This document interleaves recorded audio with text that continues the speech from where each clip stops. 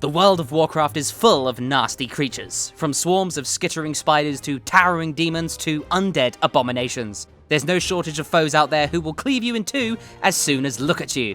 Most characters can't withstand the deadliest of these enemies, lasting a scant few seconds against their foes before dropping dead. But that's where the tank comes in. Be they stalwart protectors clad in plate, powerful druids shapeshifted into towering bears, elusive monks, or mighty demon hunters, the tank is the character that protects their friends. But how do you tank? Well, let me show you.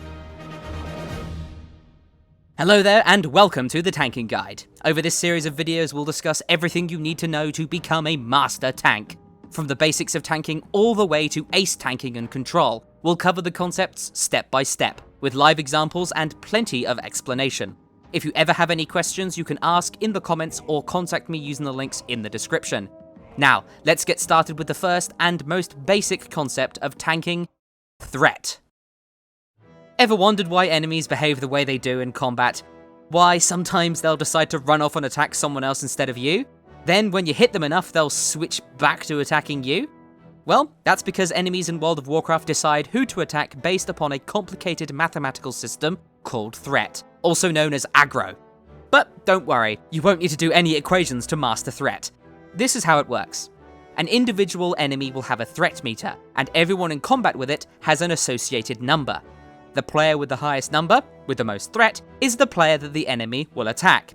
Casting spells generates threat. Everything from a healer's touch to the vicious attack of a damage dealer will generate threat.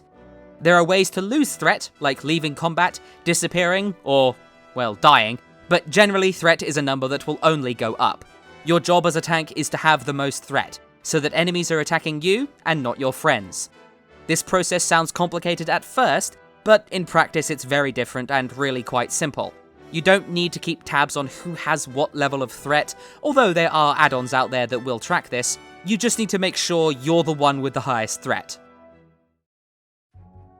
So how do you keep threat? Well, that one's pretty easy. You just need to hit your enemies. As a tank, you generate bonus threat with all of your abilities. This makes it easier for you to keep threat on an enemy when a damage dealer, decked out in really high gear, comes along and starts obliterating things. Your auto attacks will generate threat, but to really aggravate your foes and cement your threat, you'll need to use your abilities. Spells like Death Strike, Mangle, Keg Smash, Crusader Strike, and Shield Slam are examples of abilities that tanks will use to generate threat. Since you want to generate as much threat as possible, you'll need to use your abilities non-stop. You have loads of abilities at your disposal, some of which damage single enemies, some of which damage multiple enemies, and by using them constantly, you'll keep the bad guys fighting you, not your squishy friends. Here are examples of abilities that each tanking class has to generate and maintain threat.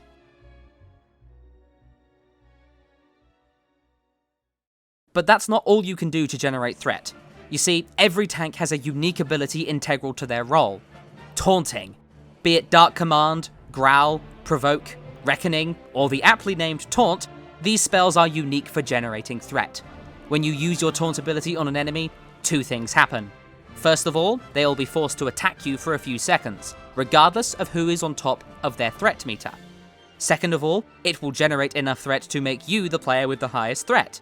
So, you could run into a fight where the top player has 10,000 threat and you have 0 threat, and if you used your Taunt ability, you would force the enemy to attack you for a few seconds, and generate more than 10,000 threat to put yourself at the top of the enemy's threat meter.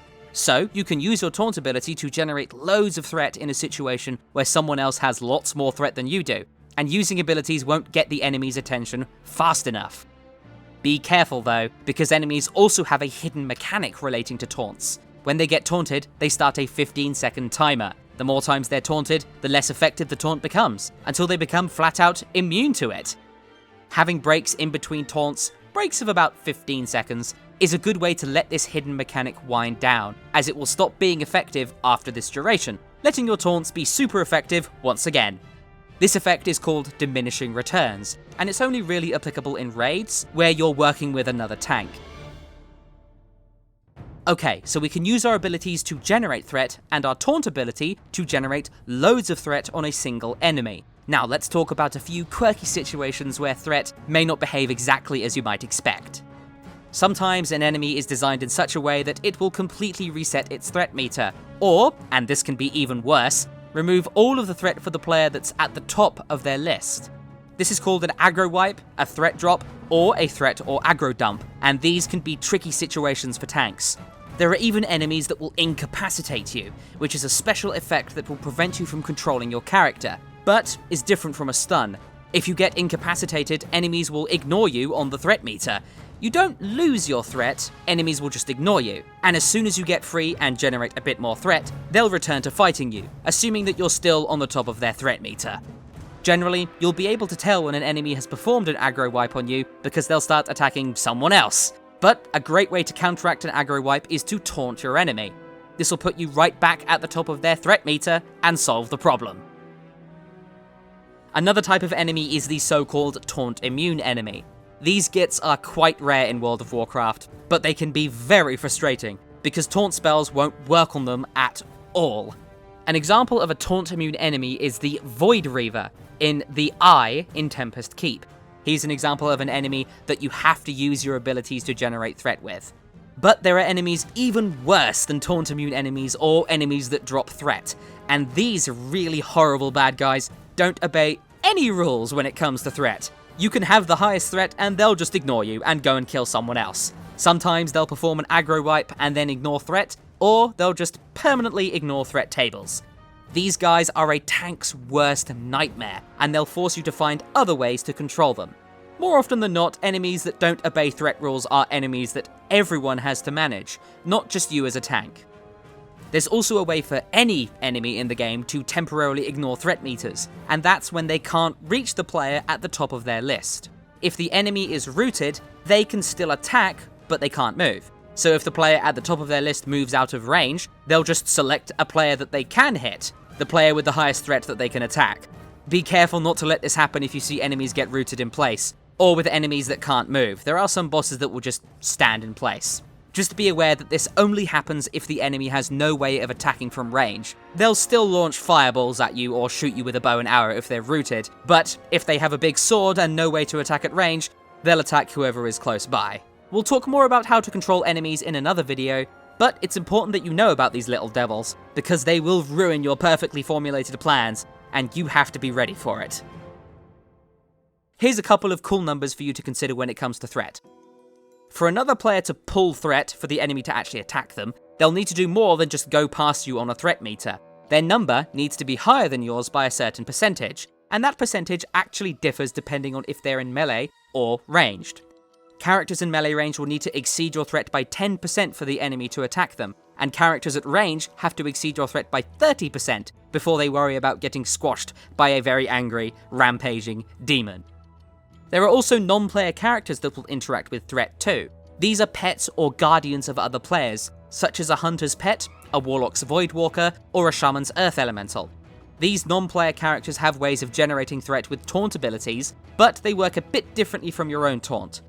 A hunter's pet or a warlock's voidwalker will have taunt-like abilities, but these will not force an enemy to attack them, they just generate a huge amount of threat. A shaman's earth elemental or a protection warrior's mocking banner will taunt enemies and force them to attack for a few seconds, but not generate threat. You see, only your tank-specific taunt ability will both force an enemy to attack and generate enough threat to put you at the top of their threat meter. Finally, don't think you're in this alone. Threat is something that everyone has to worry about regardless of role. You may have to worry about it a little bit more, but it is something that everyone has to consider. Some classes even have ways to reduce or even remove their threat. Just look at all these spells. They interact with threat in all kinds of different ways. That wraps up the lesson about threat. We've learned a lot already about how threat works, how it can subvert your expectations, and how you can control enemies by controlling their threat meters. Expect your adventures into dungeons and raids to involve a lot of threat management, as it's one of your core mechanics as a tank. Successfully holding threat and keeping your allies safe is the first step towards becoming a fantastic tank, but there's more to learn. In our next video, we'll discuss what happens after you get threat, and how to use your abilities to successfully survive your enemy's attacks. You can click the link on screen now to go to that video. There will also be a link in the description. Thank you very much for watching. If you have any questions, thoughts, comments, or suggestions, you can contact me using the links in the description, or you can just leave a comment. I hope you enjoyed this video, and I wish you the best of luck in the World of Warcraft.